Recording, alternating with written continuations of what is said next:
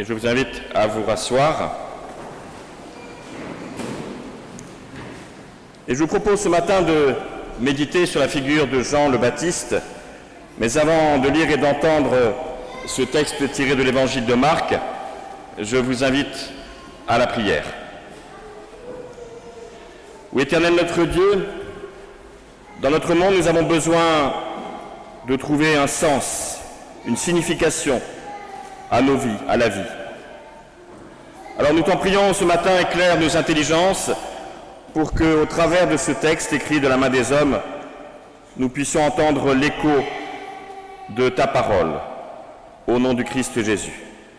Amen.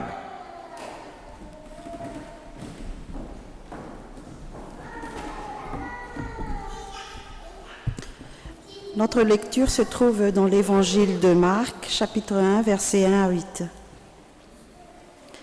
Voici le commencement de l'évangile de Jésus-Christ, Fils de Dieu, conformément à ce qui est écrit dans les prophètes.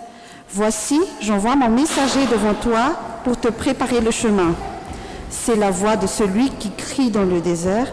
Préparez le chemin du Seigneur, rendez ses sentiers droits.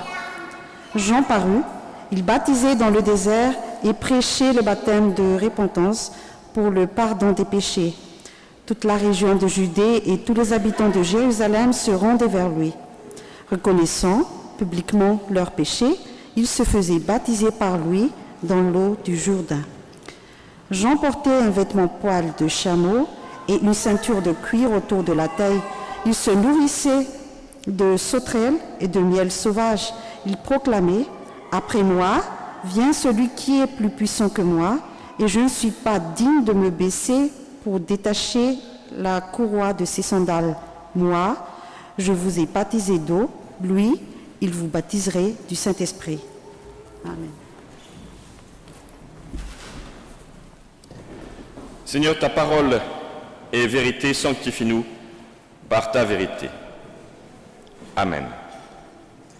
Et je vous propose de vous lever pour chanter le cantique 36, 10, strophes 1, 2 et 3 du 36, 10.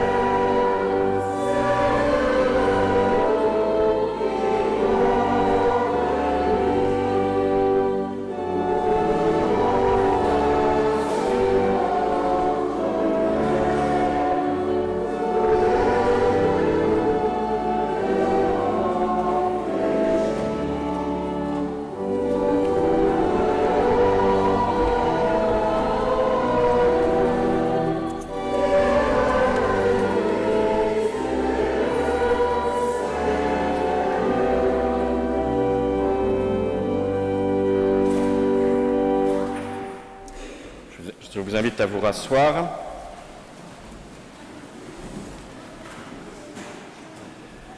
La figure de Jean le Baptiste dérange.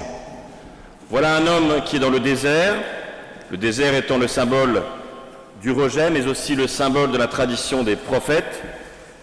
Le voilà qui tient des propos que l'on qualifierait aujourd'hui de radicaux, même s'ils sont moins racistes que certains radicaux aujourd'hui. Voilà que le récit ensuite de sa mort terrible, avec la violence des représentations dans les tableaux que parfois on a vus, notamment du Caravage. Mais Jean le Baptiste inspire aussi. Il est décalé. Il n'est peut-être pas si radical. Il est simplement singulier. Il est perçu comme un prédicateur, certes, avec des propos peut-être parfois durs, mais qui nous rappelle l'exigence absolue. Et finalement, est-il vraiment si moraliste qu'on le dit? Est-il simplement sur le terrain de la morale, de devoir renoncer à tout ou presque? Je me souviens de cet ami moine qui me disait, ce prophète des ermites dans le désert, qui disait qu'il fallait manger 4 sauterelles grillées par jour, parce que 5 c'est de la gourmandise, et 3 c'est de l'orgueil, parce que c'est se croire plus fort que l'on est. Mais peut-être quand même qu'une certaine prédication au renoncement a de la pertinence dans notre monde où la course à la possession est notre moteur principal. C'est vrai, mais est-ce le sens de ce passage? J'ai mis volontairement ce tableau de Léonard de Vinci sur votre feuille de culte, où Jean le Baptiste est représenté à la façon de Bacchus, qui est tout, sauf la figure du renoncement absolu, puisque c'est la figure du plaisir. Et voilà que Léonard de Vinci, comme d'autres d'ailleurs, vont interpréter cet homme, Jean le Baptiste, comme étant simplement le symbole, non pas d'un renoncement, mais d'un décalage, et même d'un plaisir, d'une forme de plaisir. Mais est-ce, encore une fois, le sens de ce passage? Marc inaugure donc son évangile avec la prédication du Baptiste. C'est une introduction, un prologue, une sorte de préparation au reste de l'évangile. C'est pour nous mettre en disposition de recevoir l'histoire qui va suivre. Ce qui suit, ça va être le baptême de Jésus avec cette phrase « J'ai mis en lui toute ma joie ». Nous ne sommes donc pas, avec l'évangile de Marc, dans un évangile de la dépossession radicale, mais de la joie, du recentrement sur l'essentiel de nos vies. Il devient alors, Jean le Baptiste, le symbole d'une parole libre, mais tournée vers les autres, pour les autres. Il est un vrai prophète en cela, qui rappelle la justice de l'alliance sur laquelle notre humanité se fonde. Dans notre monde, nous avons eu aussi des prophètes, Martin Luther King, Mandela ou d'autres, qui furent à leur tour des prophètes, c'est-à-dire qui nous recentrent sur l'essentiel. C'est un appel à la conversion et à la justice, peut-être en 4 temps, que je vous propose de décrire. D'abord, se mettre en disposition de recevoir. Nos vies sont très souvent agitées. Nos calendriers se chargent. Et quand, en plus, on tombe malade, puisque en ce moment, vous l'avez peut-être remarqué, je m'assois pendant les cantiques, car je suis un peu malade aujourd'hui, mais quand tout se remplit, comment trouver l'essentiel? Comment se mettre en disposition pour recevoir une parole? Ouvrir l'évangile par ce prologue revient à dire qu'il nous faut renoncer avant de recevoir. Renoncer à quoi? Sans doute à une forme d'orgueil, y compris religieux, de croire que l'on est du bon côté, du côté de la certitude, de la pureté, de la performance, de la bonne spiritualité, de la bonne pensée. Les baptêmes ne sont pas là pour être du bon côté, mais comme l'a rappelé la mère des enfants, eh bien c'est aussi se mettre sur un chemin, c'est se mettre en disposition justement de recevoir une parole. L'Évangile devient plus qu'un livre, parce que s'il était simplement un livre sur nos belles bibliothèques du savoir et de la culture, alors ce ne serait pas l'Évangile, ce serait un bouquin comme un autre. Deuxième temps, le fruit de la conversion. Jean le Baptiste, dans la tradition prophétique, exhorte en fait à une forme de cohérence. Ne pas avoir un comportement éthique relève de la trahison de l'alliance. Certes, il se fait en cela l'écho des autres prophètes avant lui, Jérémie, Michée, Amos, qui rappelaient cette exigence de cohérence. La conversion de la foi, de la parole, c'est aussi, c'est vrai, une conversion de comportement, d'action. Mais il ajoute que cette conversion porte ses fruits. Dans un autre langage, il nous invite à ne pas être des chrétiens simplement le dimanche. La conversion n'est pas un changement d'identité, l'adhésion à un peuple ou à un club, c'est une démarche dynamique, toujours à refaire. Le baptême est en quelque sorte toujours à refaire. Être chrétien, ce n'est pas une simple identité, c'est une conviction toujours à rechercher, à reformuler. Si je voulais provoquer un peu, sachez que le mot taliban veut dire étudiant, normalement. Peut-être sommes-nous alors, si je puis dire, en prenant le sens du mot des talibans, mais évidemment pas des étudiants pour savoir comment lapider une femme ou l'enfermer, mais des étudiants justement permanents, toujours à reformuler nos propres convictions. Le troisième temps, c'est une forme de renversement. Lorsque Jésus arrive auprès de Jean-Baptiste, une rencontre d'un autre ordre se fait. Différent d'ailleurs de l'évangile de Luc, si vous le lisez, qui établit un cousinage entre Jésus et Jean-Baptiste. Ici, non, il n'est pas question de cousinage, mais d'une rencontre surprenante, inédite. Ici, le lien se fait par la parole et par le geste, comme une continuité et un dépassement, un passage de témoin, un engendrement. Jean-Baptiste est étonné du renversement qu'opère Jésus en se faisant baptiser. Il est reconnaissant de cela. C'est cela aussi, peut-être, le sens du baptême, une forme de reconnaissance. Bien sûr que c'est un rite de passage, on pourrait dire, d'accueillir un enfant. Bien, c'est justement une forme de reconnaissance. C'est le renversement complet de ma place. Je reconnais mon imperfection, mais je vis l'événement pour ce qu'il est, je deviens quelqu'un. Nous sommes, nous aussi, je le crois, appelés à vivre ces événements, plutôt que de juger l'autre à partir de nos a priori souvent stériles. Se mettre à la place de l'autre pour le comprendre. Il ne s'agit pas de se fondre dans l'autre et de perdre son identité ou sa conviction, mais juste de comprendre. Mandela, quand il a rencontré Philippe de Klerk, qui était l'ancien chef d'État sud-africain, lui a dit cette phrase « Ensemble, nous avons un problème ». C'est bien ensemble. C'est pas uniquement « tu es un salaud et moi je suis un héros ». Ensemble, nous avons un problème.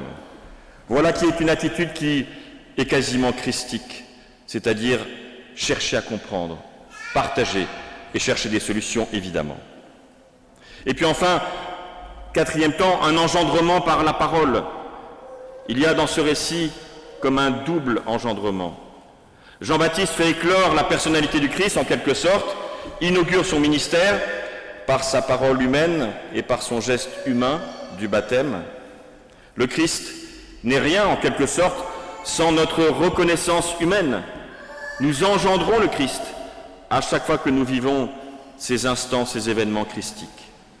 Mais si on s'arrêtait là, le Christ alors serait le dernier prophète, l'accomplissement de nos désirs humains, mais il ne serait que cela. Eh bien, aujourd'hui, cette notion de fils qui peut être évolue, mais c'est un double engendrement parce que pour nous, chrétiens, c'est aussi le Christ qui engendre notre humanité. En lui, dit le texte au moment de son baptême, « J'ai mis toute ma joie ». Voilà l'aboutissement de cette conversion et de cet engendrement. La religion n'est pas faite pour être triste. L'Église n'est pas un lieu de tristesse ou de dogmatique stérile. Mais pour chacun et pour chacune, Dieu met en nous la joie. Amen.